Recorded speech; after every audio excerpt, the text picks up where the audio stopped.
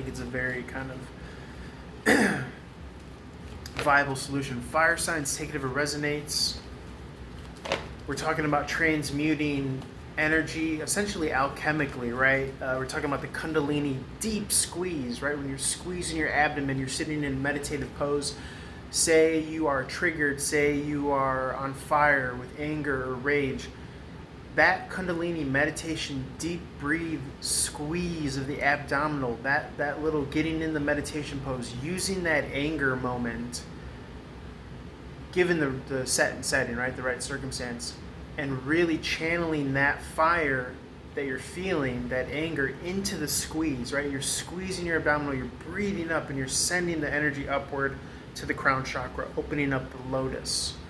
All right, so I think that's a very viable, useful way to transmute that energy. Because at the end of the day, when you're triggered, when you're angry, and this is specifically for the fire reading, because that's what I'm thinking of,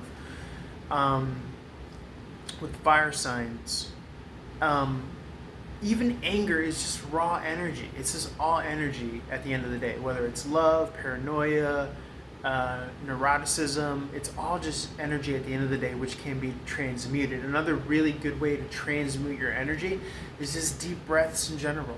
Deep breaths in general. All right?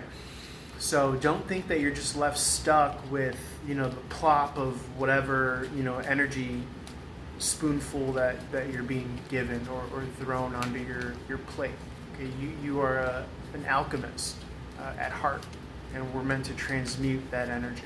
All right. So just being a little preachy there. Eight of Cups in the upright. This has been coming through as a magnetic energy, right? Looking at the moon. Remember, the sunlight is electric. The moon is magnetic. Likewise, you have electric in your thoughts that you send out into the quantum field, and then you have magnetic in your emotions from the quantum field as well. And that's how you create a feedback loop. So be mindful, because that's your superpower, the Eight of Cups in the upright. So we're talking more about the magnetic emotion, right? You don't necessarily want to throw logs on the fire of those sad energies. Let me reach out to the axe. Let me dwell on the past. That's to mix metaphors, proverbially throwing logs on that fire of that sad blue fire, okay, of this kind of possibly stagnated emotion. So the way that you kind of like, it's like that Drake song, like he's like, what am I doing? And then he's like, oh, yeah, right, I'm doing me. So it's like you kind of like flip back into the present moment, and you realize like, oh shit, I have extra spare time in my life. That should be used to celebrate. Turn on music, get up, start moving around. Like, I really do think that there are these clearings where we remember that our default, and it might be sounding like I'm oversimplifying, I'm not trying to oversimplify, but our default setting should be to have fun in this realm and to celebrate and illuminate it with a joyous kind of default, okay? As opposed to forlorn, longing, missing, okay? Remember, you have everything you need within you at any present given moment. And when you kind of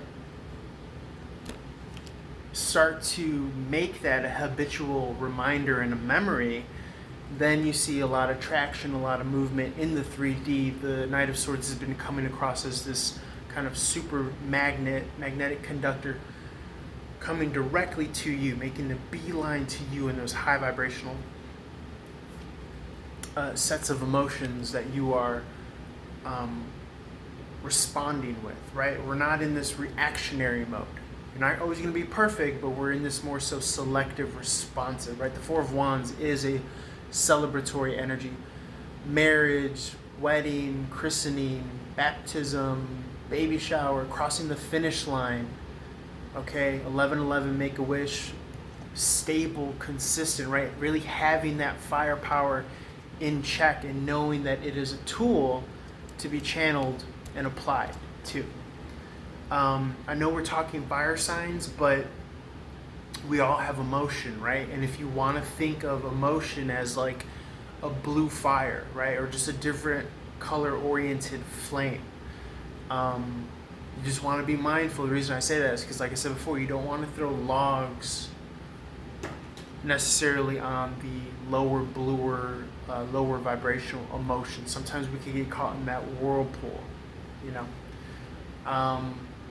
I'm not asking you to not feel these things, but it's also very easy to kind of keep on writing that egoic narrative, as opposed to, if you have the pen in your hand, why not write a happier, celebratory, with your affirmations, with just your own narrative, your storyline for yourself. I'm happy, I'm whole, I'm complete, I'm doing it, fun, celebrating life, and all that good stuff.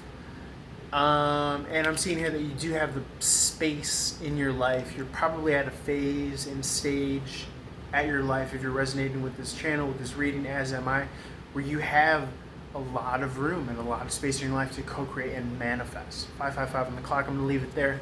Let's roll on over to the water signs. Holler for more. Love you guys. Peace.